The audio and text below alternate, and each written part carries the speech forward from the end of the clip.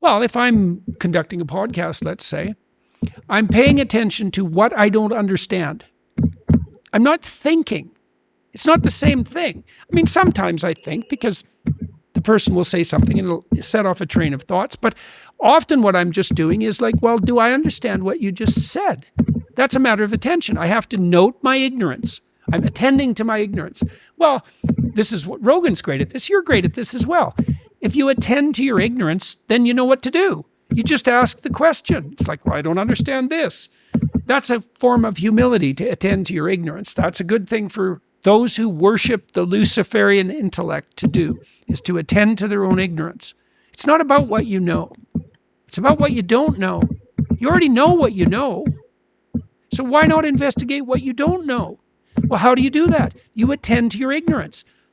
What's the definition of humility? Humility is attending to your ignorance. And you can do that wherever you are. Is that not still an intellectual exercise? Here are the holes in what I know, therefore I'm just going to continue to ask the questions until I fill them? Well, it's not something completely divorced from...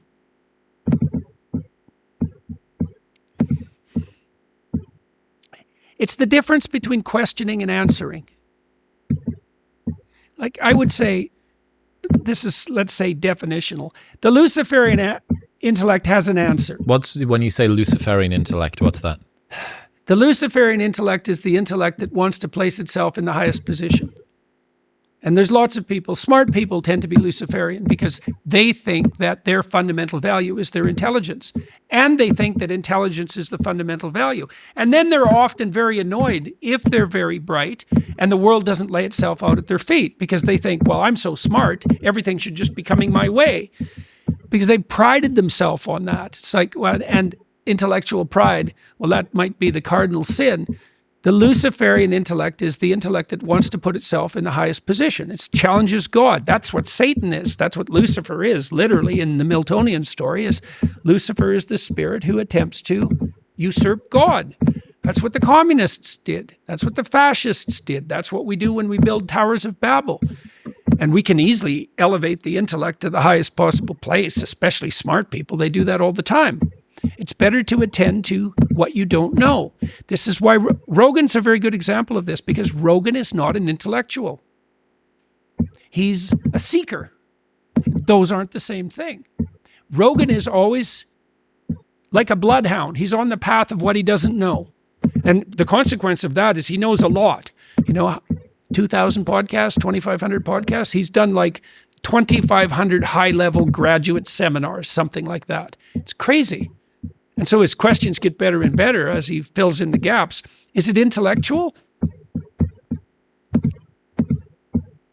No, it's not. It's there's a difference between an intellectual pursuit and a spiritual pursuit. And the remediation of your own ignorance is a spiritual pursuit. It's predicated on humility. How am I stupid? How can I fix that? One of the things I really taught my kids, tried to teach them, was ask stupid questions, right? And that means you have to admit to your own insufficiency. That's what humility is. And then you have to publicly announce it. Here's how I'm stupid. Can you fix me? And, sometimes that is embarrassing, although much less frequently than people think. Usually, if you're in a crowd and you have a stupid question and you've been paying attention, 80% of the crowd has the same question. And they're relieved that, you asked it. In fact, they'll think you're brave. It's so interesting, because you're afraid when you ask a question, if you're in a university seminar, you're afraid that what you're going to do is expose your stupidity and be, what would you say, shamed. And what happens is exactly the opposite, is everybody who's too cowardly to ask that question now thinks that you're courageous. It's exactly the opposite of what you think. Yeah, that happens all the time. Always in my graduate seminars, the kids that asked the most ignorant questions, assuming they were paying attention. Because you can ask a stupid question, Stupid question is you're fiddling with your phone and the class has just covered something and you didn't notice and you ask, clue in. That's not a real question. You're just wasting people's time. But if you're genuinely ignorant, I never had a student who asked a genuine question that I thought was a stupid question. Never. And I'd never treat a student that way. It's like, no, it's so cool too, because sometimes the stupidest questions cut to the heart of the chase. You know, it's the kids who would ask a really basic question that also forced me to really understand what I was teaching. And that's a reflection of their humility. It's that humility in the pursuit of the ideal. That's not an intellectual exercise. Not in the strict sense. It's definitely what generates knowledge, though. That seems to be a good stepping block toward earned wisdom as well. That's earned wisdom, yeah. Earned wisdom through humility. Right. What have you got coming up next? What can people expect from you over the next few months? Well, what I'm working on right now is I'm going to finish this book. Hopefully by the end of December. It'll be published in November, but I'm going to go on tour, weirdly enough, about the book, probably starting in January. I'm going to do an American tour, and then I think I'm going to go to Africa and to South America and to Southeast Asia. That's the plan. And I'm very excited about this new book. I'm hoping it'll be the best book that I've ever written. It's going to be a more difficult book than the last two were, but not as difficult as Maps of Meaning. Do you mean to consume? Yeah, it's more. It's heavy. It's deeper. Have you been fighting with trying to make it accessible? No, not really. Right. I've been just trying to lay the argument out as clearly as I can. And I think that'll do the trick. And I have to go over it again and edit it and make sure that it's no more obscure than is absolutely necessary. No, I want to lay it out so that it's comprehensible. And I've had a lot of success with the biblical ventures that I've already embarked on.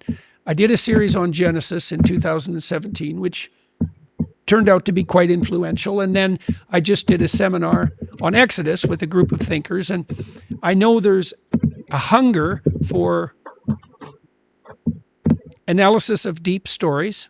And I also have good people around me that can help me grind my way through the stories and understand them. And so I'm very much I've been having quite a good time writing this book, actually. It's very difficult to write, but it's been extremely exciting and interesting. And I'm hoping, you asked me earlier, what would I consider success with this book? I don't think that you'll be able to read this book and understand it and be atheistic. I think I can demolish the atheistic argument permanently. And it's a weird thing, because it's not like all of a sudden people are going to throw themselves at the feet of God and worship. It's like it requires a reconsideration of what we mean by belief. And I walked through some of it. It's like, do you believe in the good?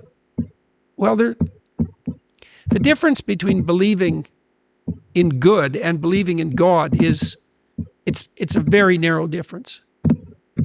Now, there are important differences, but it's still a narrow difference. And the thing is, if you don't believe in good, you're aimless. And if you're aimless, you're hopeless. And if you're aimless and hopeless, you're anxious and fractionated. And people can't unite in their beliefs. Like the alternative is not good. Reversing the Enlightenment is no small task. Well, hopefully we can save the best of the Enlightenment as well. It's like the Chesterton's fence of Chesterton's fence. Like how many different fences are in the field, so to speak, and if we've thrown this one out and we're trying to plug it back in, but which bit of it's going back in the ground? One of the things that's very interesting, and I think people like Dawkins have started to realize this, and I know that people like Douglas Murray and Ayaan Hirsi Ali and Neil Ferguson have recognized this, is that with the death of God, many other things die, things you don't expect. And one of the things that dies when God dies is science, and no one expected that. How so?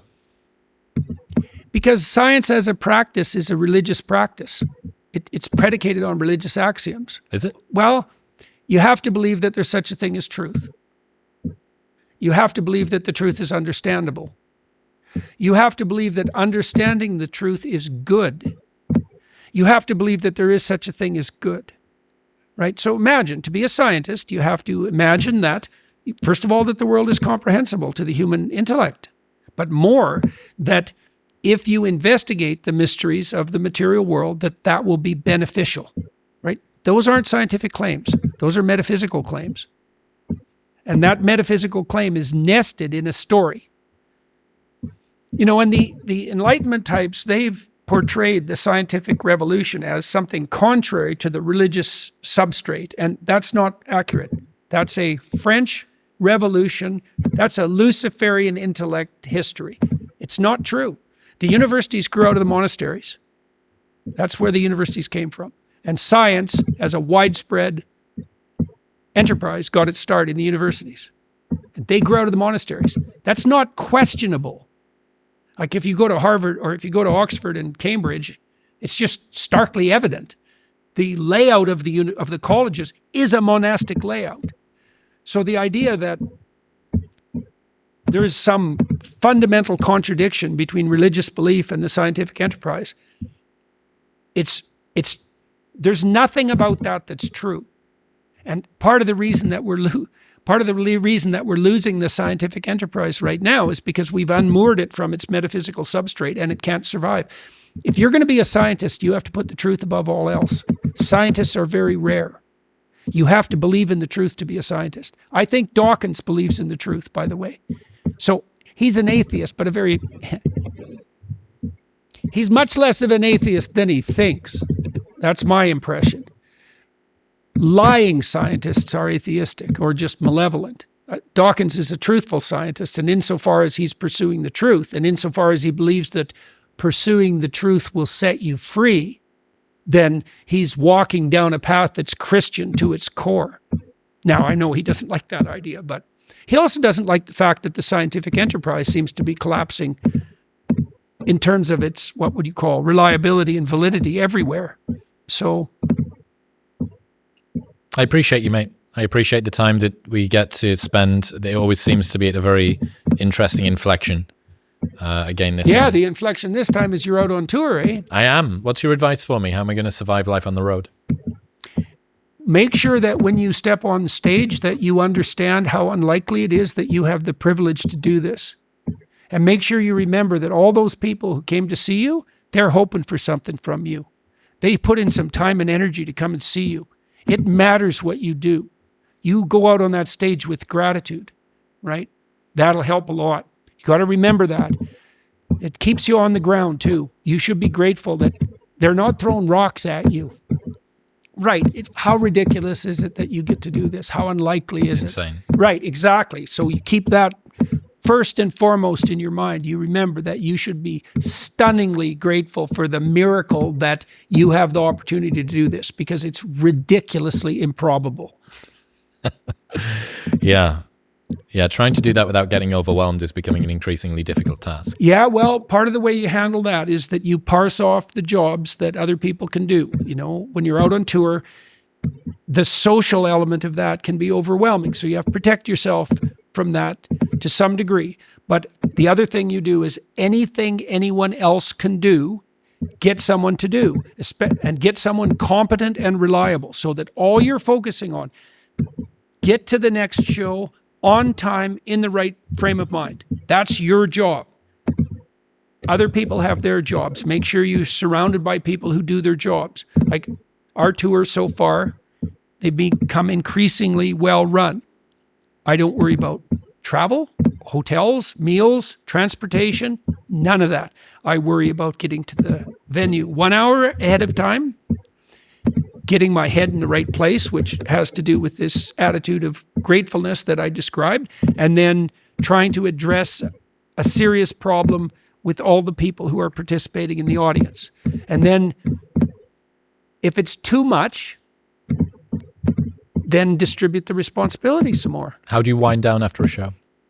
I watched the Trailer Park Boys. Of course you do. Yeah. Well, after being that good, you have to not be so good for a while. And the Trailer Park Boys is a very good way of doing that. Counteract a little bit. Yeah. I texted Rogan about this yesterday, and I thought that he would, God knows how many shows that guy's done. I thought he would have some wisdom for me. I said, every time that I do a show, I'm so excited after I finish that I find it difficult to kind of wind down. I've got 4 shows back to back. Then we fly to Dubai. Then we've got all these shows around the US and Canada. And I'm nervous that I'm not going to be able to sleep. And then if I don't sleep, then I'm not going to be able to perform as well tomorrow, and then it'll spiral. And I thought that he would just have some wisdom. And he said, that's a tough one, man. To be honest, I've never had any problem sleeping. I was like, well, fuck that, I guess, you know. But no, I'm excited. And I'll check back in with you once everything's done. We're going to record one of them properly record it like a special. So that'll be, maybe we'll put it up. Maybe it'll just stay for posterity. I don't know. But we're going to have it. So yeah, I'm excited. Yeah, well, good luck. Thank you, man. Good luck. Thank you. It should be a blast. Yeah. Yeah.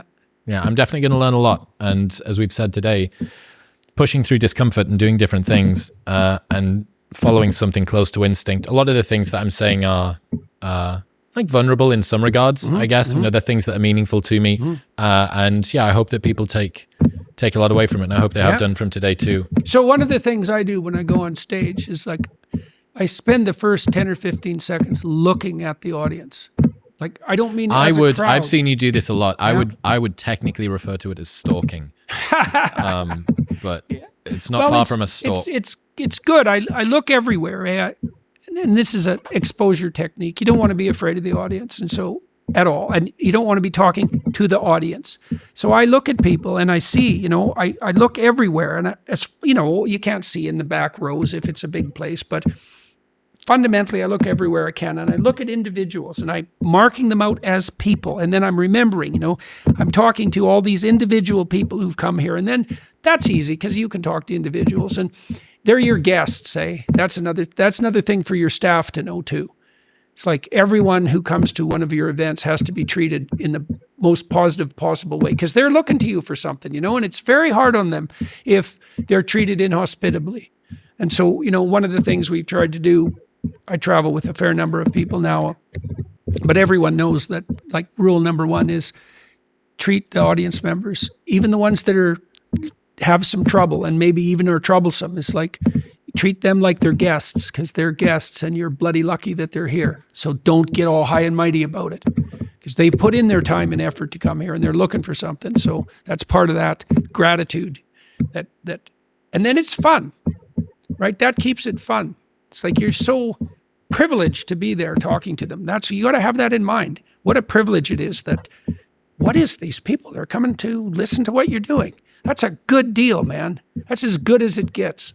So you want to have that firmly in the back of your mind and the front too. Yeah. I'll try my best. Jordan Peterson, ladies and gentlemen. Jordan, thank you so much for today. I'm looking forward to the next time we get to catch up. Good to talk to you, Chris. Thank you very much for tuning in. If you enjoyed that episode with Jordan, you will love my conversation with Douglas Murray, which is available right here. Go on. Tap it. Predators are one thing, but predatory people, other tribes, man, they're brutal. They're brutal. What about your predatory friend? Oh, that's pretty bad too. The friend who stabs you in the back, the person who betrays you. Well, how about when you betray yourself? Oh, yeah. Well, what's the ultimate predator? What's the ultimate predator? What's the enemy you harbor in your own heart who hates you? That's the ultimate predator. Dr. Jordan Peterson, welcome to the show. All right, Chris. Good to see you. How's the tour going? It's going great. It's the crowds are well dressed, extremely positive, there for good reasons, apolitical in the best sense of the word, welcoming. The theaters are packed. The lectures are going well to extremely well. The time I spend afterwards meeting people it's like being in a wedding celebration. I would say that's the closest thing I could. What do you mean? Well, you know, you go to a wedding and you meet all sorts of people you don't know generally, and everyone's happy to be there and they're all looking good because they dressed up for the occasion and it's a positive event, and that's the closest analogy that I can think of that would describe what's happening. So, and people that are there because they're trying to put their lives together, and they are putting them together, and it's working. And so everything about it is as positive as it can be fundamentally. So yeah, it's going great. I saw you took a trip to the Tesla factory. What were your thoughts after meeting Elon Musk? Did you get to speak to him much? I wouldn't say much. We spoke probably for 20 minutes in total, not purely privately because there was other people around, but that just barely gets you to know the surface of someone like Musk, because he's an amazing person and God only knows what's up with him, all things considered. We saw his new truck. He was taking people out for a ride. I didn't go out for a ride. The truck's an amazing piece of engineering. The factory is massive. What do you say about someone who built a functional electric car and then shot it into space on a rocket? He's a singular person. But I thought it went very well. It was a very interesting evening. So I was pleased to be there. And, we sort of walked around each other a bit, and it was just fine. You guys interact a fair bit on Twitter. We seem to, yeah. What do you think that is? Why are you converging? I don't know exactly. We're both well known, and I suppose to some degree that increases the probability of that kind of convergence.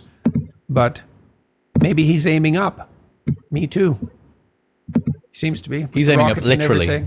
He's aiming up very literally, yeah. Definitely. Didn't he put wasn't there a model of a spaceman in the driver's seat of the car that he put out into space? Oh, that's certainly possible. He's got a theatrical twist. There's no doubt about that. And a great sense of humor, because that's really funny to shoot your own car out into space on a rocket. Needlessly. That's a pretty damn good joke. What is it? Yeah. What is it why is it that someone like Elon has got himself to the stage where he can say things that almost every other CEO, he's the richest man on the planet. I don't think he's got himself to that stage. I think he's always done that, and so now he still knows how to do it. I mean, people think, I'll say what I have to say when I get to the point where I'm protected and secure. It's like, first of all, being protected and secure does not give you the courage to say what you have to say. That's a completely, that theory couldn't be more backwards. You think you're going to get braver and braver as you get more and more protected? You think that's how the world works? I mean, I've watched university professors think that at some point they're going to say what they think as they develop their career, but by the time they're protected and secure, they've spent so much time not saying what they think that they aren't even who they were, and they don't know what they think. So, no, he says what he says because he's always done that. And people who are like him are like that. And so Steve Jobs, I presume, was exactly the same way. I mean, I know people who knew him. He always said what he thought, and he was pretty damn cut and dried about it, which is why the Apple products are such miracles of technological mastery. He had an unbelievably canny design eye and was very... he cut whole projects without a second thought, in some sense, when they weren't working. He did that when he came back to Apple the second time. Refined the entire product line, got rid of a ton of different things, and so we're focusing on this. Yeah. Right. So that was proof. I mean, maybe it was fluke the first time, which it wasn't, but coming back and doing it again the second time showed pretty clearly it wasn't fluke. Same with Elon, right? He's refined down what he does to a couple of very, very tight parameters. He seems to have, although the enterprise he's put together is unbelievably high functioning. I mean, to produce an automobile sub-industry that's actually competitive, and to bring down the cost of space exploration by a factor of 10, and to invent reusable rockets, and to have developed this boring technology, it's miraculous. He's probably an alien. Yeah, probably. Yeah. There's only two... Probably a reptilian, isn't it? American car companies, I think, that haven't gone bust. Ford and Tesla. And Tesla came very close a number of times. Mm-hmm. Yeah, it's an amazing accomplishment. So, go Elon, as far as I'm concerned. Yeah, he's a remarkable person.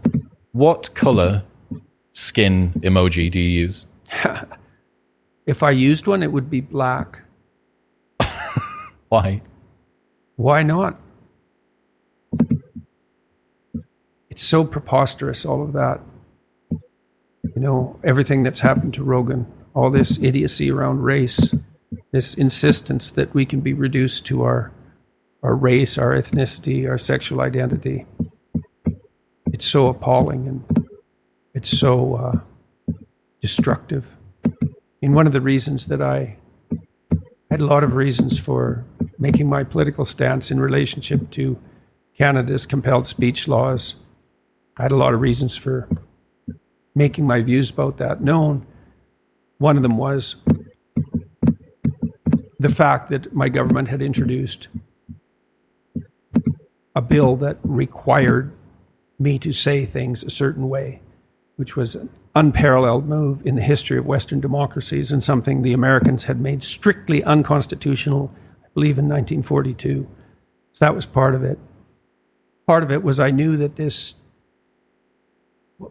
top-down mandated belief that confusion around gender identity was a positive occurrence to provide that freedom, let's say. I knew that for every person that saved, that would doom 1,000 people, primarily girls, to a kind of psychological contagion as confusion about sex and gender identity ramped up. I knew the literature on psychological contagion. It's quite. What is that? What's psychological detailed. Contagion? You could think about them as psychological epidemics. So the last one of any real size was the satanic daycare scares in the 1980s. Well, you're probably not old enough to remember that, but the longest sentences in U.S.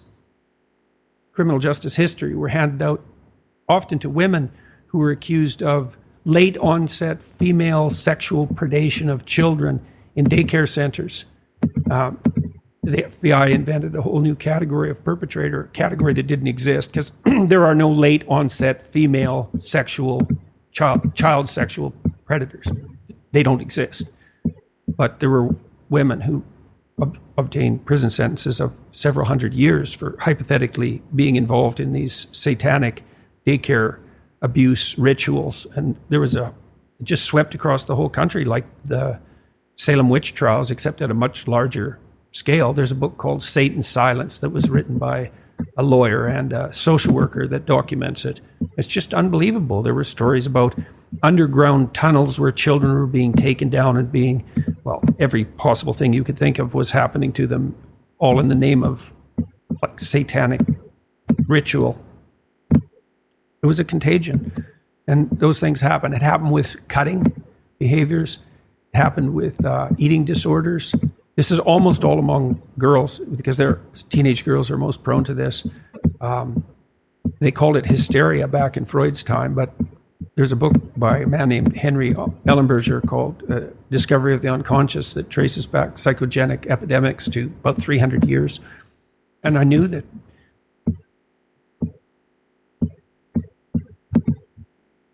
people in adolescence, especially people of a certain personality configuration, have some trouble settling into a stable identity.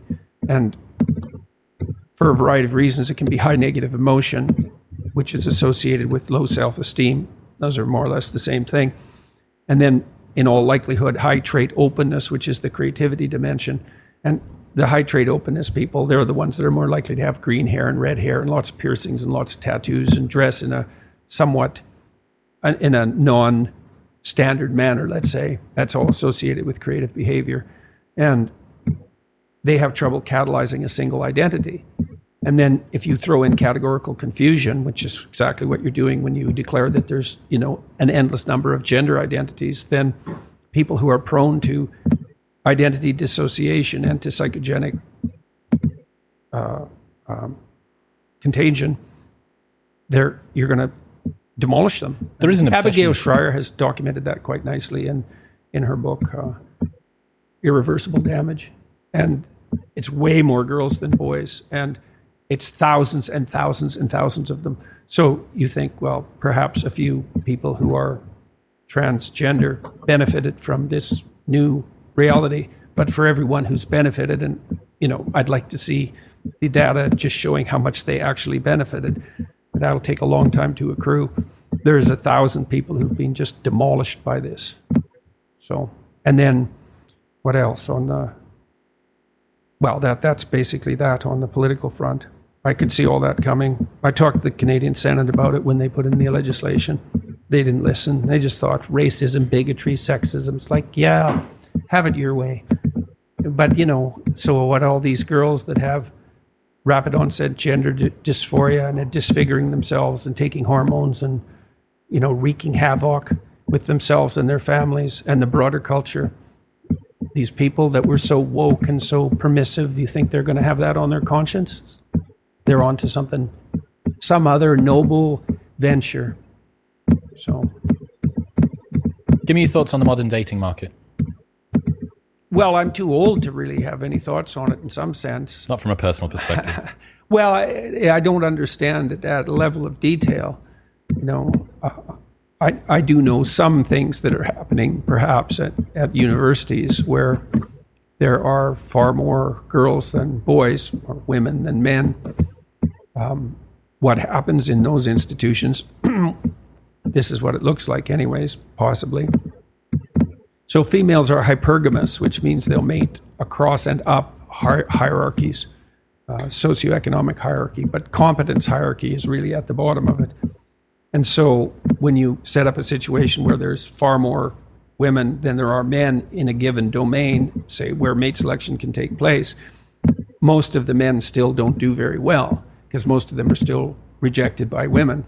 But a small minority of men do extraordinarily well if you think well means unlimited sexual access. And so what's happening in the universities is that a small minority of men have sexual carte blanche in some sense. And most men are in the same position that most young men are always in, which is they're in a state where they're not particularly desirable to women. And then the women, of course, are terribly frustrated because the minority of men that they would really like to have long-term relationships with, it's a seller's market for those men. They're not settling down. That's the sex ratio hypothesis. Yeah. And the reverse happens, right? That you see whoever the more scarce sex is gets to determine the rules of the game. Mm-hmm. So the men, if they are in high demand because there's short supply, you get more short-term mating. Yeah. You get an increase in relationship dissatisfaction from women. And when the reverse happens, you get more dates before sex. You get more long-term mating. You also get more sexual violence in that situation as well, when there is a surplus of men and a scarcity of women. But I think there's something... You also get far more unstable societies. I was pilloried a few years back for my comments about enforced monogamy because they were taken out of context and twisted in exactly the way that things like that get twisted now. But what did you mean by that? I mean that one human universal is the construction of societies to both mandate and reward monogamy. And there's all sorts of reasons for that. It's because it's the best long-term solution, fundamentally. But one of the reasons for that is that when women are scarce, men get violent.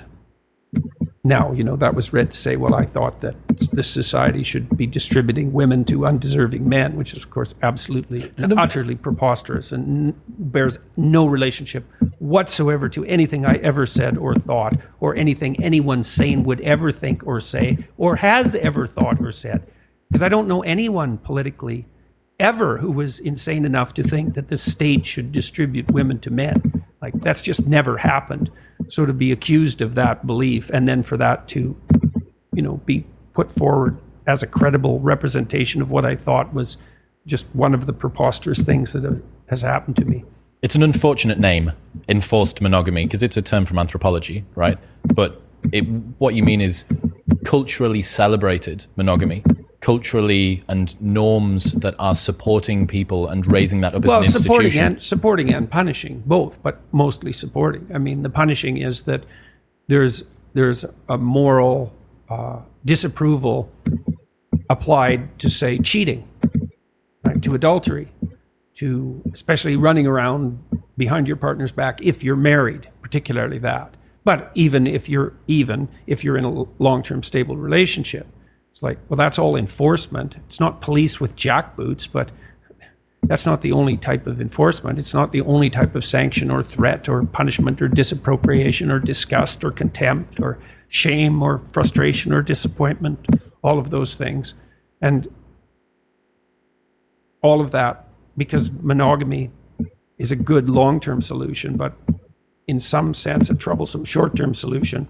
If you have other options, then all of those elements of social support, let's say, need to be put into place. And that is it, as far as I've been able to determine by looking at the anthropological literature. Norms surrounding monogamy are a human universal.